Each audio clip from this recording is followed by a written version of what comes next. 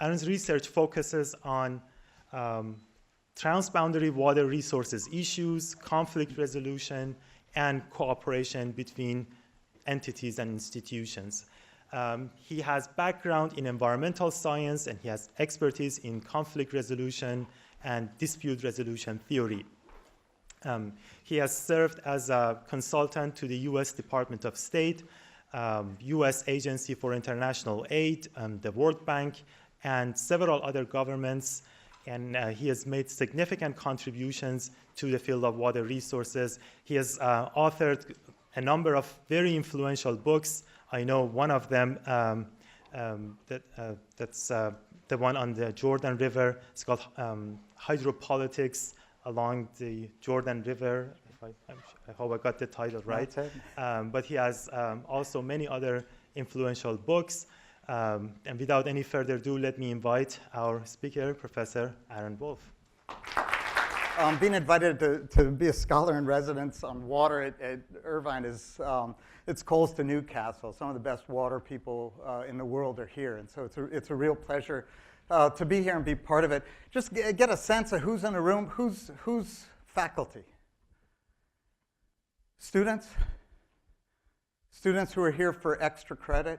Okay, I got it, okay. These are the guys that are going to be sneaking out as soon as they can. I get it. And that's fine. Of the people, how many people consider themselves water people? Okay, and of the water people, how many of you consider yourselves primarily on the technical side? And how many on the social sciences side? And how many consider themselves really, really well trained in both? The guy. Okay, awesome. Okay, so this is exactly where we start. I'll talk a little bit about kind of how I got to where I got. Of the words that are up here, which word kind of jumps out? You go, what? Go ahead, say it. Enlightenment. Yes, enlightenment. Really? Okay. So you're wondering what that has to do with other words that jump out.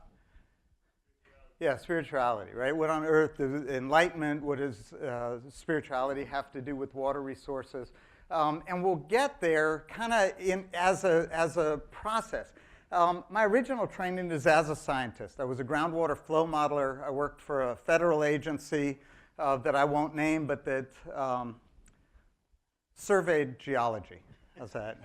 For a number of years, and found that science was really, really important, but not the entire story.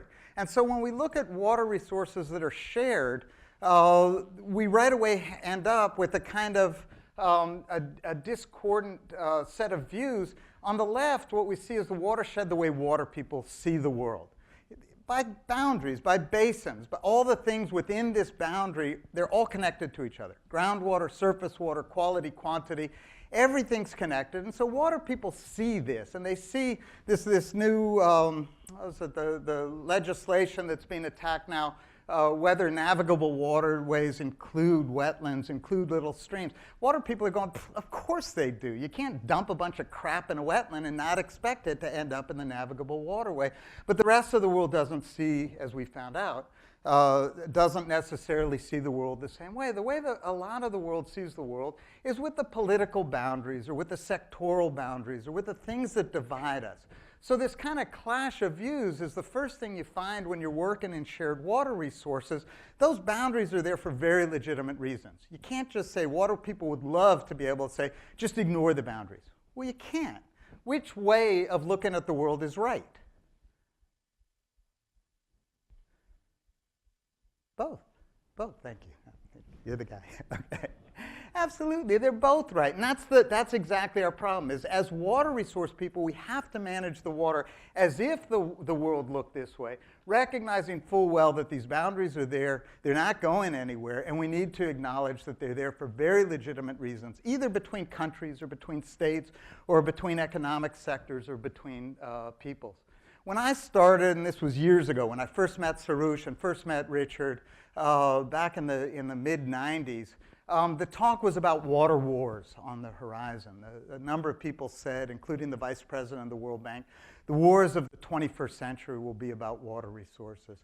And these were the 6 cases that they kind of held up and say, look, people share water sheds across very hostile boundaries. And look who shares basins. We've got the Jordan River between Arabs and Israelis. They get along really well, so there are no problems there. India and Pakistan, the same thing. Central Asia. The Nile Basin shared at the time between 10 and now between 11 different countries. And so the problem is, how do you share water across these very, very hostile boundaries? And people would look at this without a lot of nuance and a lot of training and say, naturally, here's a resource that we rely on for everything we do, shared across very hostile boundaries. Therefore, the wars of the 21st century will be about water resources. How many people agree? A couple of people do. A couple of people do. And this is despite 20 years of Richard Matthews and me and Jeff DeBelco, a number of, all of the UNESCO, IHE with their PCCP program. There's a rich history now of documenting that, yes, these 6 cases brought about tension, but interestingly, they never ended up in political violence or in military violence. And each of these cases that are being held up as kind of the example of conflict also end up being the tremendous examples of how people across divides end up talking to each other. So what we started to do, again, my original training is as a scientist, as somebody who counts something. And so what we started to count, we said, okay, these 6 cases are being held up as examples of why the world's going to go to war in the 21st century. My question as a scientist is, how do we know? On what evidence are these projections based? What are the assumptions going into it? And so we simply started to count. The first thing we started to count was how many watersheds there are. It's more than 6. This map took 3 years to make. To figure out now there's 310 transboundary watersheds, covering half the land surface of the Earth. 2/3 of the world's water originates in basins that are shared by 2 or more countries. Any geographers, cartographers? They're not owning up. I see you way in the back. Okay. So are you a cartographer or geographer? You work with ArcGIS? You have anybody have, I don't want to pick on you because you're way in the back and kind of cowering down at this point, but anybody have any idea why this is such a difficult map to make? Nowadays, with everything digitized, the topography is digitized and the basins are digitized. You should just be able to superimpose one on the other and find all the transboundary basins. Why is this difficult? Yeah. All the data is within nation states? No, the topography is actually, there's a global data set of topography. The USGS has it, and it's all available for the entire world. That's a good guess. Anybody else? Yeah. So groundwater, only shallow groundwater. These are surface water basins. And so the aquifers we don't touch. UNESCO there's a program called IGRAC that just counted. There's another 600 shared groundwater aquifers that don't even show up on this map. That's also a good guess. Anybody else? Yeah. Sorry? Everything changes. That's part of the problem, and we'll see how that becomes problematic. The basic problem is digital data is good when the topography is like this, but if you think a lot of basins, the topography is more like this. So the map was us using a combination of digital data and spreading on the floor of the cartography department big topo sheets, World War II Department of Defense topo sheets, to get this. So the lesson, especially to the students here, don't just rely on digital data. A lot of ground truthing is needed to find out what's actually going on. All right, we continued to count. We started to count instances of countries, what they did with each other. Did they cooperate? Did they conflict? We have the largest collection of water treaties anywhere in the world at Oregon State. Negotiating notes. When people end up with problems around water, what are the problems? How do they negotiate them? Indigenous methods of conflict resolution. What we wanted to do was get a much more holistic sense of how people actually conflict and cooperate. And here's your ArcGIS. This is back in the day. Put it all into a GIS map so you could start to look at data coming together. We also went back over 60 years and looked at every instance of 2 countries doing anything over water and compiled it along a spectrum of conflict and cooperation. So anytime, here's India and Bangladesh on the top line. Bangladesh lodged a formal protest. So we capture what the issue is, where it is on a spectrum of conflict and cooperation. And simply by doing that, we captured 1,800 instances of countries doing something over water. And right off the bat, this is probably the most cited of the work that we've done. This is already, 10 years or more, 10 years old. But the trends have continued. If we look at this spectrum from cooperation to conflict, 2/3 of the time we do anything over water, it's cooperate. This wasn't being mentioned in the press. It's not in the proclamations about war. 2/3, and each of those 6 cases, as I said, not only had they had tensions develop between them, but then they had sat down and resolved their issues. They had signed treaties. They had come to working arrangements and memoranda of understanding. On the conflict side, 80% of conflict is verbal conflict. Okay? This means somebody says, we're going to go to war. Okay? Who usually says that? The politicians. And who are they talking about? Who are they talking to when a politician says we're going to war? Are they even talking to the neighbor? More often than not, who are they talking to? To their own constituents, exactly right. And what do they mean by we're going to war? Vote for me in November, right? So you have politicians saying we're going to go to war to protect the lifeblood of the nation. And who else is really interested in making sure the conflict story gets out? Media, right? The fake media, whoever it is, right? They're out there, and for good reason, right? The conflict is the thing that sells. And what's really interesting, I'll sit for an hour, I know a number of my colleagues here do the same thing, with a journalist and say, isn't it amazing? Arabs and Israelis have cooperated, Indians and Pakistanis have cooperated. There's this miracle liquid that brings people together in dialogue and harmony. And what's the headline the next day? Water wars on the horizon, right? Absolutely no matter what. So this is journalists writing about conflict and politicians talking about it, and this is actual violence. Over 60 years, 38 cases between countries, 38 cases of shots being fired, armies being mobilized. 28 of these are between Israelis and Arabs. And what's interesting there is that the last shot fired specifically about water on the Jordan Basin was in 1970. So those who know the region, they ran out of water. Demand hit supply in 1968. Last shot fired was in 1970. In all the intervening years, a couple of wars, 2 intifadas, all kinds of hostility and all kinds of threats and power relations and all kinds of dynamics going on, and 0 violent conflict over water resources. Here's the number of wars in the last 60 years over water. 0. You have to go back 4,500 years to find the only documented case of a war between 2 countries. In this case, the city-states of Lagash and Umma went to war in 2500 BCE on a tributary of the Tigris River, which immediately resulted in the first water treaty being signed between the city-states of Lagash and Umma. So this is our record. Our record is we get along. I'm from Northern California. I'm in Southern California. I'm testament to the fact that we can get along despite our water conflicts.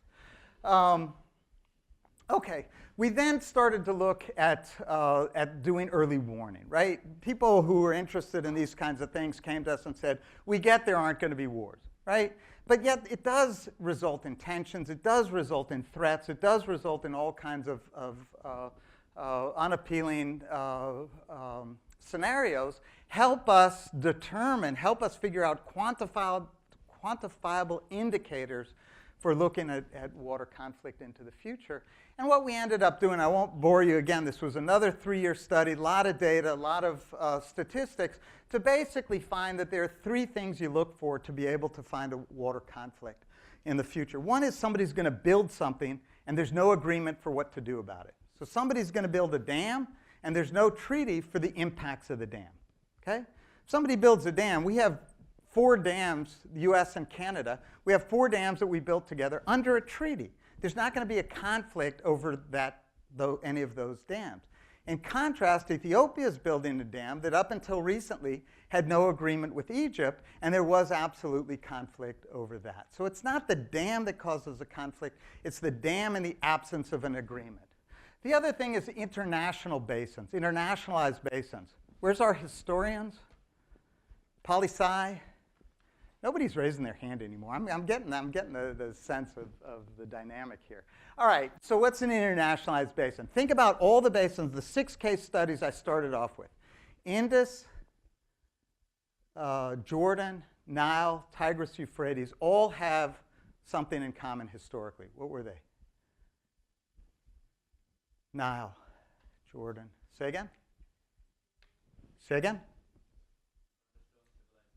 Also, but later, when I say historically, I meant last 100 years, but yes. Say again? Colonial, who precisely? Who precisely? They're all Brits. They all developed their water institution under the British Empire when it was all one unit. So the first Nile Basin Agreement, 1929, was signed between the British Foreign Office in Cairo and the British Foreign Office in Addis Ababa. They signed the treaty together, right? So when then the empire falls apart, now you've got internationalized basins, and now you've got basins where the institution was crafted under one regime, and now there are multiple, right? So this is problematic for the regime as a whole. And now the ones currently in conflict, if I tell you the Caucasus or Central Asia, what do they have in common? Soviet Union, right? Soviet Union. So again, the institutions were crafted, Soviet Union broke apart. And this gets back to your point, ma'am, that the basins, the boundaries change and the number of international basins change. I can't tell you how frustrating it was for me when the Soviet Union broke apart. There's like 20-something new international basins simply because, anyway, they didn't ask me.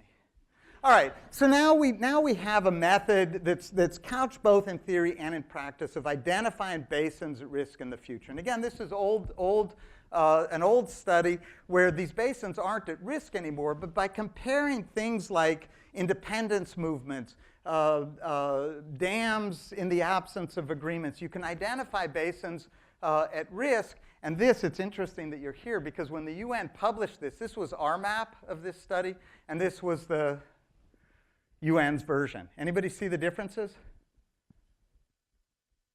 What are the differences? Somebody here said. Yeah, the color scheme is one thing, right? So this is what you call the stoplight scheme in cartography. Reds and UN said, no, we don't have conflict in the UN. That red is too scary. We don't want that. So we're going to change it to, this is called the grapevine scheme, right? So that's one. Anybody see other differences? Take a look at our title. That's our title. That's the UN's title, right? We're all friends. We all get along, right? So anyway, this was done. And with the methodology, it's tried and true. We've been doing this year after year, and we do an early warning map. This was last year's early warning map, where we really can project and help identify places that are going to be tense. So this is half of the story. None of this is what I wanted to talk about tonight, okay? So get back to the issues that kind of raised people's, I don't want to say hackles, but felt out of place. Enlightenment and spirituality. What does this have to do with anything? Half of what I do is this. Big data sets, global data, map making, early warning, all this kind of thing. Here's our lesson from David Gray, who worked at the World Bank for a number of years. Science without policy is science. Policy without science is gambling, right? So if you're going to make projections like the wars are going to be about this and this, start by counting stuff, right? Start by seeing what's there actually in the field and what people's experience actually is. The other half of what I do is this. I'm a facilitator. I'm a mediator. I work in the room. And in the room, the science is great. Again, I was a groundwater flow modeler. I would come across a group of angry people. A lake is disappearing. And I'd say, oh, I've got the solution. Here it is. I've optimized and I've quantified and I have your solution. And what would these angry people do? Absolutely ignore me, right? Absolutely. No, that's not it. We have to fight. Why? In the facilitation world, the saying is the issue's never the issue, right? You start by talking about water. It's not about water. Right? It's about history, it's about ethnicity, it's about language, it's about culture, it's about all these other kinds of things. This happens to be Central Asia, and this is exactly how not to design. I was hired to facilitate, but not to design the facilitation. So there was one row of angry Central Asians on one side. There was another row of angry Central Asians on the other side. They screamed at each other for a bunch, and then they would break up and figure out how to obstruct the process. Of course, the one woman in the room is not being consulted at all. And you have all these other angry engineers sitting around being angry. So this is one way to approach conflict. And this is kind of how I was trained. When I started to get interested, when I realized people were a real part of the issue, I went back and got a PhD in policy analysis and in conflict resolution. And the training there is, and most of, how many people here have taken a course in conflict resolution or facilitation? Oh, a lot of people. Okay, good. So most of us probably, speculating, were originally trained in some version of getting to yes, some version of the Harvard model of facilitation, which is a very rational model. It works up in your head. And the idea is you separate the people from the problem and you invent options for mutual gain. It's all kind of quantifiable and mathematical. And then you walk into a room like this and you go, oh, no, this rationality is only getting us so far. And so I got stuck kind of at the rational model. And in the room, I would notice that something would happen every now and again. People would be really, really angry. And then there would be a transformative moment in the room. Somebody would say something nice about somebody else, or somebody would ask a question of somebody else. And that suddenly became contagious, and the whole feeling in the room changed really dramatically. How many people have been in rooms like that? Okay, a lot of people. A lot of people are raising their, nodding their heads. And so the question I had then is, where do you learn about stuff like that? Nobody taught me about the transformative moment, right? There was something, it was a powerful, like a ripple effect in the room where suddenly everybody got something different. So in our lives, where do we learn about these transformative moments? Where do we experience them? Where's our parents in the room? Yeah, they're nodding. Yeah, right? That moment was like, oh my gosh, they're looking at you. It's like, yeah, I don't care about your PhD and your pubs. It's like, feed me, right? Yeah, sorry I just pooped on you. Feed me, right? So it's like you're not the, and it is a moment where your whole worldview suddenly shifts. Or God forbid somebody gets sick or somebody close to you dies. Your whole worldview changes. You go home, I'm going to exercise more, I'm going to spend more time with my family. Well, these aren't models that we can bring into a negotiation room. I'm not going to ask my people I'm facilitating to give birth or to have heart attacks.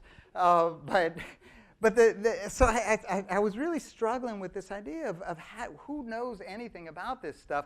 And I would work, a lot of times I do these workshops and these trainings, and I was doing one at the World Bank. A sweet, sweet guy there who he was really high up in the water world, but I didn't know at the time. Also a deeply devout Baha'i, practicing Baha'i in his faith. And I would notice that when I'm doing my workshops, I would show this map with the boundaries here, and then I would take the boundaries off the map. And I do that in negotiations. Take the boundaries off the California map or the US map or the Nile map, and all of a sudden people would be jolted like this, like, whoa, where am I? Right? Because you need your boundaries to feel comfortable and to know where you are. And I said, why is it, I'm thinking this problem of transformation, and these maps seem to do something. He said, you know what? What these maps seem to be an analog for is the process of spiritual transformation. People start, all the faith traditions of the world have the same goal. You start with your boundaries, with the things I'm hungry, I'm thirsty, whatever it is. Take the boundaries off the map, and suddenly you see more broadly the relationship to each other, the relationship, if this is your language, of the divine. Now I want to go back to this kind introduction that I was given. Notice, professor of geography, earth, ocean, atmospheric sciences, he said this. I freaked out. It's like, no, we don't talk about this stuff. What are you kidding me? Give me something I can model. Give me something that I can cite.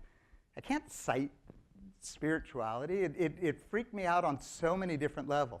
But as a scientist, you go where the evidence goes. And I kept seeing this moment over and over and over in the facilitation room. And he said something, changed the entire course of the next 8 years of my research. He said, why don't you go find out from different faith traditions how they understand things like conflict and anger and what they do about it, and see if there aren't tools and techniques and worldviews that might be brought into our facilitation room. Why not? I had tenure. They couldn't fire me for asking the question. I had a sabbatical coming up. And so we actually did, Peter Glick of the Pacific Institute, a number of you know his work, and I and the Vatican Science Council. How many people knew the Vatican had a science council? Like, what? Seriously? No, seriously. The Vatican, you guys, it's a secret I know, had a problem once upon a time. A guy named Galileo had some issues with science. Vatican Science Council follows the world's scientific findings and looks to see if there's any conflict between the teachings of the Catholic Church and the findings of science. And if there is, it's the teachings of the Church that has to change. That's what the Vatican Science Council does. So they co-sponsored this meeting where we brought together people who had negotiated water agreements at a very high level and leaders of spiritual traditions from around the world. And we tried to figure out these answers. How do faith traditions understand conflict, anger, forgiveness, reconciliation? What processes are used to transform conflict? How does a spiritual understanding of water impact dialogue? It was held at Vatican City. Anybody been to the Vatican? Anybody been to this part of the Vatican, the closed-off part of the Vatican? Couple. I know. Sarush has. Anybody else? It's really cool. So you go. So this is the one of the saints, hostels. And when you have a key, right, you're out with 1,000 tourists, and you walk in and you flash your key at these Swiss guards, and they do that. We're not the Pope, but they do that. They pull their halyard, is that what it's called? The pikey, swordy thing. They pull it up and they salute you. It's seriously cool. So, right? Right. So anyway, so this is where the meeting is. And these guys, we have 3 days, and it is a profound disaster in terms of dialogue. Right? So you have one guy, he was the water minister of Nepal, and he's talking about dissolved oxygen and hydrofluvial geo something. And next to him, there's like this Sufi mystic that's just like glowing positivity and just smiling. And all you don't know anything except you want to sit next to him, right? You just want that glow to rub off on you. And so they didn't speak at all the same languages. And I realized, at least in the West, and this is what I'm going to come back to, I know as soon as I said the word spirituality, I see it from here, about half of you jump, and half of you cringe. In the West, we're really not used to talking about this. And that's purely a recent phenomenon in a very specific geographic location. And so part of why I bring this up is I think there are really valuable lessons here, but part of why I bring it up is we got to talk about it. We got to, as good scientists, we have to talk about it. So this is the title of my next book, coming out in the fall, The Spirit of Dialogue, Lessons from Faith Traditions. It's not an academic press. I tried to do this in academies, and the first article I wrote had the word spirituality 28 times, and the editor crossed it all off. He said, can't you use something else? Something a little less jarring. All right, now I'm going to jar you profoundly. So what did come out of the meetings is that I heard certain themes from different worldviews of the different spiritual leaders around the room. And so this happens to be, I'm a geographer, we'll map anything. This happens to be a map of God's consciousness, okay? Don't worry about it. But this is a Kabbalistic view of how the universe works, which is also our internal map, which is also, according to this understanding, a map of divine consciousness. And there are 10 spheres of understanding, and I want to focus on these 3 and show the kinds of teachings that come out that are useful to us in facilitation and conflict resolution. So these 3 are Deen, which is justice. This is the closed-off us. This is the rationality. These are the things that we can measure. These are the laws. These are the rules. This is us with boundaries. Balancing it is something called chesed, which is mercy, or loving kindness, or the other, or community, or spirituality, right? So you see there's a closed side, an open side, and they sit in balance in something called rachamim. And rachamim is translated as compassion. The root, any Hebrew speakers, Arabic speakers, it's the same thing, Rahman. See it, rachamim? What's the root? Yeah, Rahman, Rahmanis, in Yiddish, Rahmanis. The root is rechem, right? Rahem, which is womb, womb. So if you think about what this is saying, is that a mother gives total loving kindness, all of her life force to her unborn child, only as long as she's healthy herself, right? She has to look after herself in order for this to be viable. So this is the relationship. And so when you think about us, our relationship in the Enlightenment, thinking in terms of this model, for me it was very useful. Why? If you have science and spirituality, rationality and spirituality, you can see this in our biology, right? You've got left brain, right brain, and they sit in the intuition of the heart, right? The same structure. What we did and what we call the Enlightenment was we separated out the worlds of rationality and the worlds of spirituality for very legitimate reasons. There's a lot of good historic reasons why this had to happen. But the result is, in the last 200 years, all of our public discourse is about stuff that we can measure. And somehow we've convinced ourselves that we can measure everything. We can measure love, we can measure intelligence, we can measure values, we can measure cooperation. As long as you can put a number to it, it's okay to talk about in public. This other world, go ahead and have it, but it's private, right? Your own, your Friday, your Saturday, your Sunday community, go ahead and have this other world in private. Don't bring the two together, right? And so we've been doing this, and again, it's very specific geographic locations. It's only Europe, North America, Australia, New Zealand, right? And so now we've been doing this for 200 years, thinking that the whole world works like this, that this is the way of the world, that we agree in public on things that we can measure, and everything else is relegated to the private realm. How many people are not from the US originally? How many people have traveled outside of the United States? It's a little different in the rest of the world, right? It's a little different in the rest of the world. And all of our public institutions pretend that it's not. The soldiers coming back from Afghanistan, they're like, they wanted to talk to me about God and my motivation and my religion. I didn't know how to have this conversation, right? Hugely important. Now, first of all, the question is this universal enough to be able to tap into? And yes, again, in Arabic, you have Al-Hakam, Al-Rahman, Al-Rahim as the three. If you happen to be Christian, the model is what? You see it, right? Absolutely. The Father of the Old Testament, the Son of the New Testament sitting together in the Holy Spirit, right? We see this in the balance of Taoism, right? I was working with a Buddhist monk who did facilitation in northern Thailand, and I said, does this balance exist in Buddhism? I said, all I know is the concept of metta, of loving kindness, of openness. He said, well, we use this Taoist symbol. I don't know if you've ever seen this before, right? So sitting in balance. Shiva and her third eye, the third eye of Shiva, the eye of intuition, is balanced by the eye of the sun and the eye of the moon. A lot of you are feeling really uncomfortable right now, so I'll give you a graph to hone you in, right? So you think about the Nash equilibrium, right? This guy, so that's the real Nash, and that's the film version. What's the Nash equilibrium? It's basically this. It's basically saying we thought economics was all of us pursuing our own self-interest, but it turns out not to be. It turns out that we find a balance, what we call the Nash equilibrium, between our own self-interest and the interest of the group.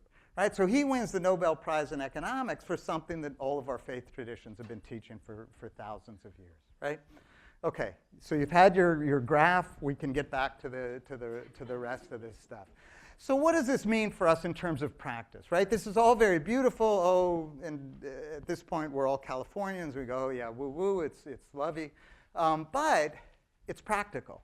Right? Because when we think about justice, when we think about how we resolve conflicts, in our, quote, enlightened West, we focus on justice. Somebody does something wrong, you lock them up, you throw away the key.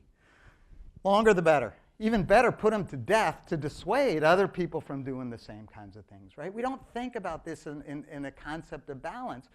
And this is the root of what we call alternative dispute resolution here, recognizing the limitations of this model, focusing on justice.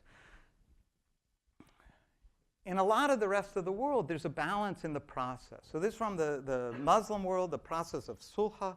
Somebody does something wrong, they come to the person, the perpetrator comes to the community under a white flag with the leaders, village leaders with them, comes and asks the family for forgiveness, right? Recognizing that the crime is not just about the criminal, it's about the community. The criminal took power away from the family and gives it back symbolically and says, will you allow me to be reconciled within the community? The crime is a rent in the fabric that now needs to be, resolved. And there are two aspects of it, not just the rights of everybody involved, but the concept of honor, the concept that this is a community issue. And there's this wonderful concept, taratin, resolution of a conflict that involves no humiliation. Right? That's a powerful, powerful concept, and it's worldwide. This at the village scale, at the local scale, this happens absolutely everywhere. And the problem is we have these processes at the local scale, and then at the national scale, there's a lot of Western law, but our problems now are precisely in between those two scales, where we don't have a language. We can't use this and we can't use that, and so we're stuck trying to figure out a balance. In places like Singapore, they're trying to revive this idea at the national level, what they call the kampung spirit, the kindness movement. They're trying to bring it into neighbor-to-neighbor dialogue, and they have these community mediation centers where they're able to resolve on these bases that something that happens wrong is a community issue all over the world. I'm going to take you deeper into this model. The same model offers what's called the four worlds in Kabbalistic thinking, the four worlds.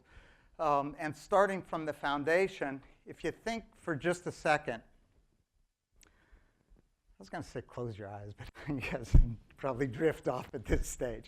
But think for a minute. Think with me for a minute. I wonder if I can do this.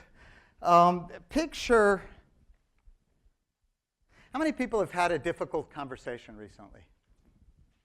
Maybe since January 20th. Right? Okay, most of us had. Now think about the very first moments of that conversation. Okay? Think about what happens in your body when you start to have a conversation, start to talk with somebody with whom you viscerally disagree. What's the first thing that happens in your body? Where do you feel it? Right? Right in here, right? Some real discomfort right in here. And you keep talking to people, you keep talking, then what happens? What's the next stage? As you continue to talk, what happens? Say again? Comes up, and what do you start to feel? Anger, what else? Frustration, dismissal, defense. And those are all the same things, by the way. Anger, fear, right? Sorry? Anxiety. So all these is our emotional life, right? And what we learned later is this idea that anger is a shield protecting our vulnerability. So let's keep going. You have this physical response, you have an emotional response, then what starts to happen? Anybody ever be talking to somebody they really, really disagree with and suddenly go, huh, that's an interesting point? No. No. You said yes, right? From time to time, you kind of look and go, huh, that's interesting. That's kind of interesting. And then finally, the next stage is what? That's kind of up here around your head. That's what we call the perceptual level. And then what? Sorry? You start listening, right? You start connecting, you start sharing, right? Well, it turns out that these four levels, these four worlds, turn out to be fairly universal. What we just did in a conflict is what happens at lots of different scales. You start at the physical level, and it's a physical manifestation. It's really, really uncomfortable. And we have a tendency to let that lead us then, right? The way the model works is that well, I'll show you in just a second. Physical level, then the emotional level. And here's where that discomfort's starting to come up. And it's so discomforting. That's when we start lashing out. We start screaming back, you don't know. And then you can actually train yourself to move up here. Because you notice when you're up in here, it doesn't hurt quite so bad. And you can train yourself to do that by asking yourself one simple question. What can I learn in this moment? What can I learn from this experience? So when you're here, you desperately want to argue back, fight back. How many people have ever been persuaded of something by somebody screaming at them? No, you have not. Put your hand down. Seriously? But forced. Yeah. That's not persuaded, right? Now, how many people have really found themselves in deeply engaging conversations where they've learned something with people they really disagree with, right? So here's the interesting thing. Not just our country, every representative democracy in the world is split 50-50, right? 50 on the kind of lefty side of the spectrum, 50 on the kind of righty side of the spectrum, which kind of leads us in a conundrum.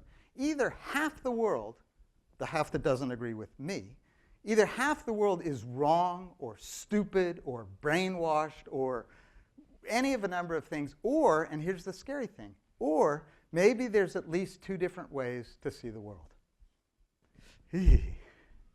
Right? And so if we're going to figure out how to do this, we got to learn how to listen and how to learn. And that's the question that brings you up here. What can I learn in this moment? And that takes you from, I got to force something down their throat to, okay, I'm going to listen here. Because what will happen if you listen long enough? What do they then do for you? They'll listen to you. They'll listen to you, right? That anger gets dissipated when it's met with open, transformative, honest listening from the heart, right? Now, if you want to move up, and this language is comfortable for you, I know the language is not comfortable for everybody, but if you want to go up even deeper, the next question is, what do I share with this person, right? What can I learn here gets you up here in the head. What do I share with this person? No matter who they are, you share something, right? Whatever language is comfortable for you, the light of the divine, our shared space on this planet, or whatever it is, right? Don't use language that's not comfortable to you, because that's not the point. The point is not the language. But no matter what situation you're in, no matter who, now you got to be safe, obviously. I always get asked, what about the horrible people? You have to be safe to do any of this stuff, right? Okay, so these 4 levels, the question is, one, remember water? So when we talk about water, there's a lot of different waters, right? There's physical water, the water we need for survival. There's emotional water, the water that represents, here's our 4 levels. Anybody recognize them from anywhere, by the way, besides the Kabbalah? These 4 levels, anybody recognize them? Say again? A wellness wheel? Really nice. From where? From which tradition?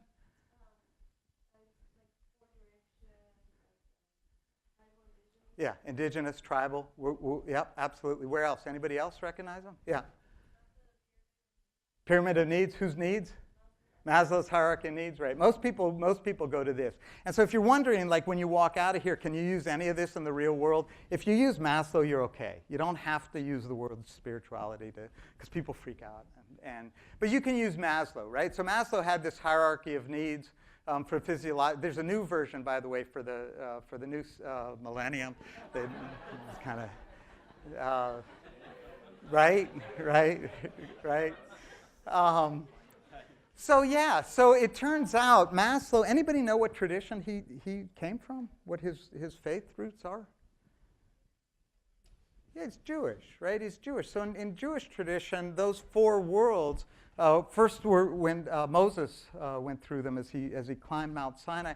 And then the temple in Jerusalem was structured as a guided meditation through the 4 worlds, from the outer to the inner. And then the Holy of Holies is actually nothing was there except the Spirit. And then in the Jewish prayer book now, it's the prayers that Jews say 3 times a day is basically the same meditation through those 4 worlds.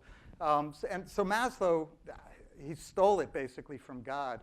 The same structure, anybody been to Angkor Wat? Angkor Wat was originally a Hindu structure, now is a Buddhist shrine, and the same thing, 3 levels up, and then nothingness represented by an orange robe at the top. Vishnu's 4 totems, look at the mace, right? The mace, which is physical strength. The lotus flower, this is a glory of existence. The discus, which is the mind chakra. And the conch, the sound of the Om, the universal sound of oneness. In Islam, this is a Sufi understanding, Sharia. of different kinds of Sharias. There's tarika, which is, the physical is the law, Sharia. The emotional is tarika, which is prayer of the heart. Hakika is the perceptual, which is the truth. And marifa is attunement. This is what was explained to me that in Sharia, what's mine is mine, what's yours is yours. That's the law.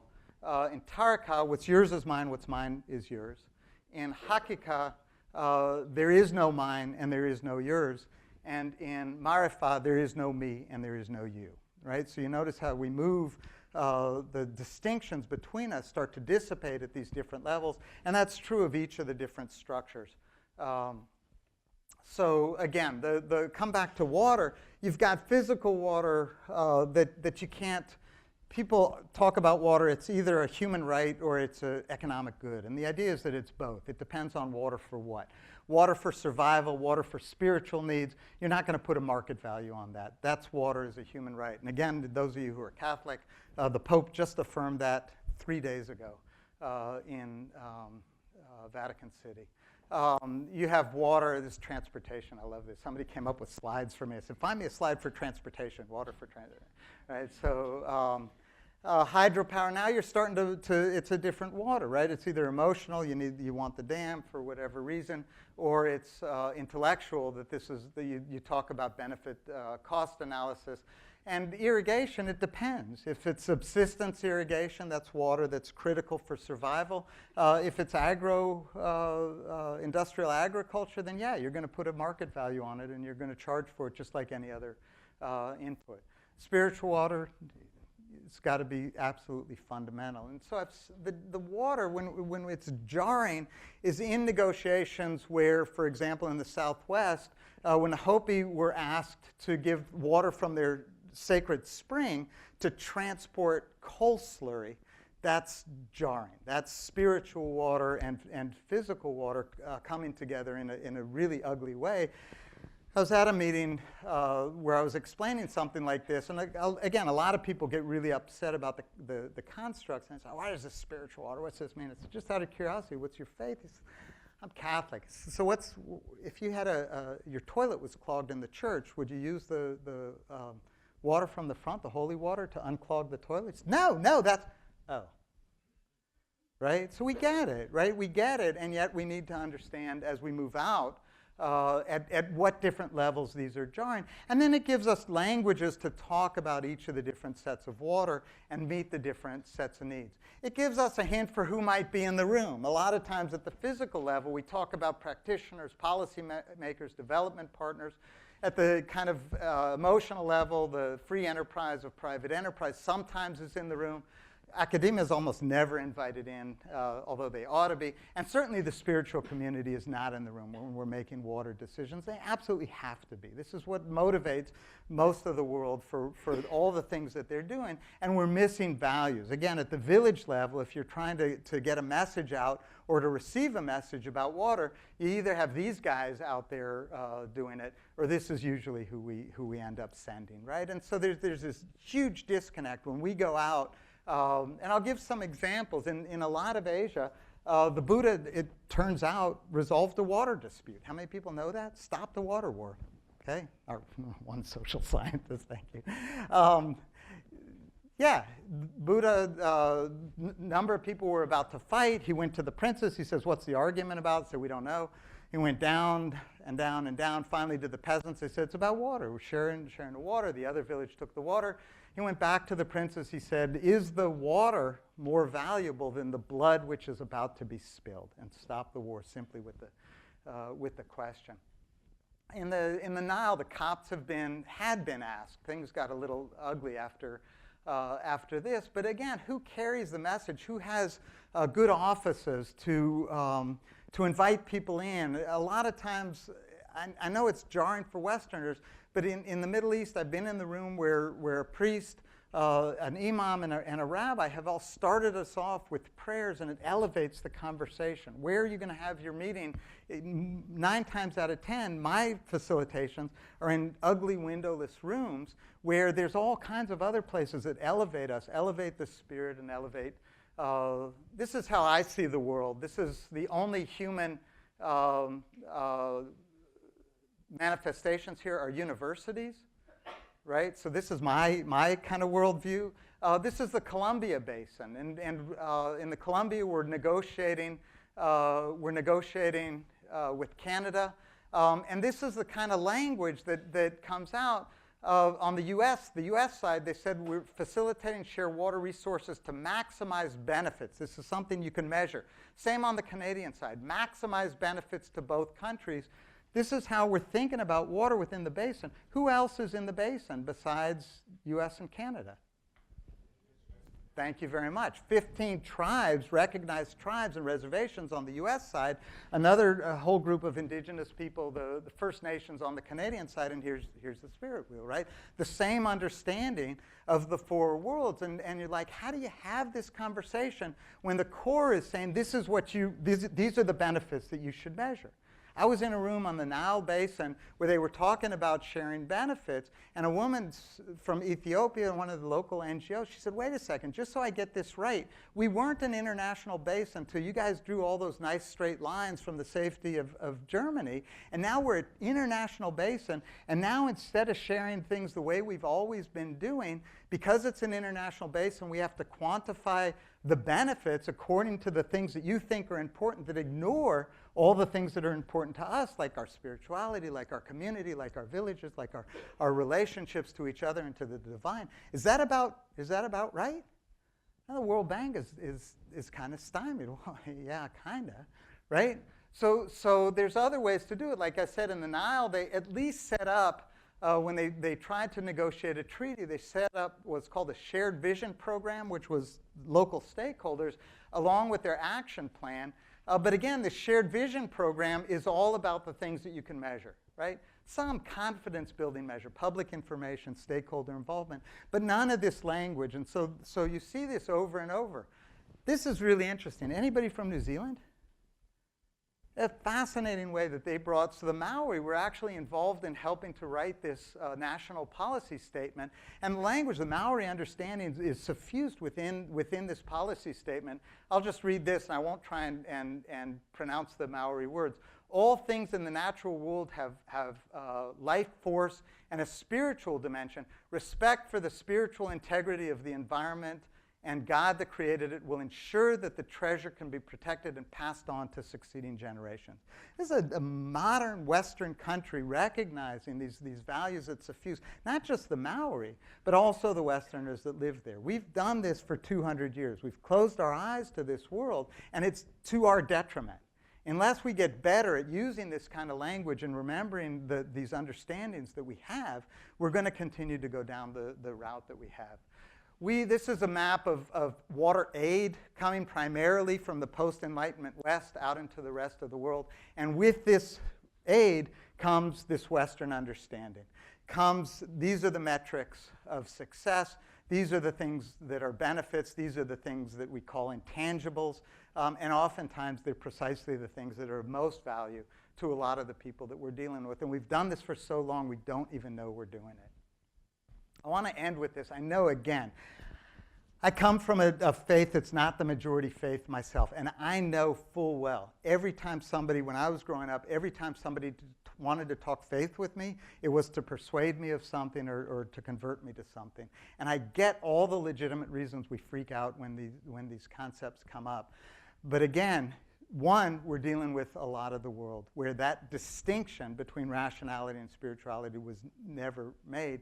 And two, I think we're reaching a point in our relationship, not just with ourselves and our environment, but with the rest of the world, where we have to remember to open up both eyes. So I'm going to end with this quote, recognizing full well that I'm at a public land-grant university, simply demonstrating that we're all connected by water, rich and poor, urban and rural, upstream and down, is a fine place to start, and I think the Holy Spirit will take care of the rest.